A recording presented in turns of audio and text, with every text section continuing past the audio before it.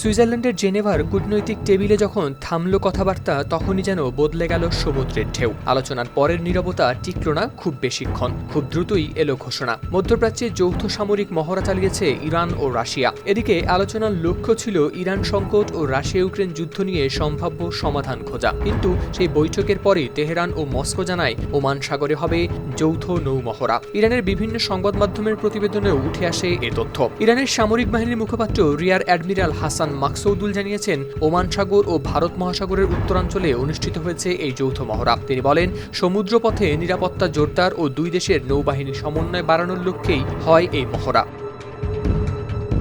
এর আগেই হরমুজ প্রণালীতে মহড়া চালিয়েছিল ইরানের বিপ্লবী গার্ড কোর্স IRGC। সেই মহড়া ছিল এই অঞ্চলে যুক্তরাষ্ট্রের সামরিক উপস্থিতির প্রতি সরাসরি বার্তা। এবার রাশিয়াকে পাশে নিয়ে হয়েছে আরও বড় পরিসরে শক্তি প্রদর্শন। মহড়ার সময় নিরাপত্তার কারণে কয়েক ঘন্টার জন্য হরমুজ প্রণালী বন্ধ রাখে তেহরান। এদিকে এই সরু জলপথ দিয়েই পরিবাহিত হয় বিশ্বের বিপুল পরিমাণ জ্বালানি। ফলে এই সামান্য নড়াচড়াতেই বৈশ্বিক বাজারে তৈরি হয় চাপ।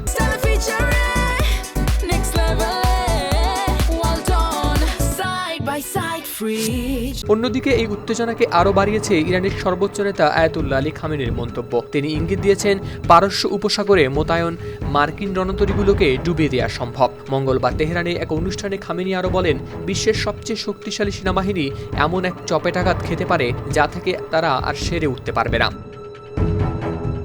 এই উত্তেজনার পটভূমিতে যুক্তরাষ্ট্র আগেই পারস্য উপসাগরে মোতায়েন করেছে বিমানবাহী রণতরী USS আব্রাহাম লিঙ্কন এবং কয়েকটি ডেস্ট্রয়ার। অর্থাৎ একদিকে কূটনৈতিক সংলাপ, অন্যদিকে সমুদ্রে যুদ্ধজাহাজের সারি। আলোচনার কক্ষের নরম কণ্ঠস্বরের পরেই সমুদ্রের বুকে শোনা যায় ইঞ্জিনের গর্জন। এখন প্রশ্ন, এই মহড়া কি কেবল শক্তি প্রদর্শন নাকি আরও বড় কিছুর পূর্বাভাস?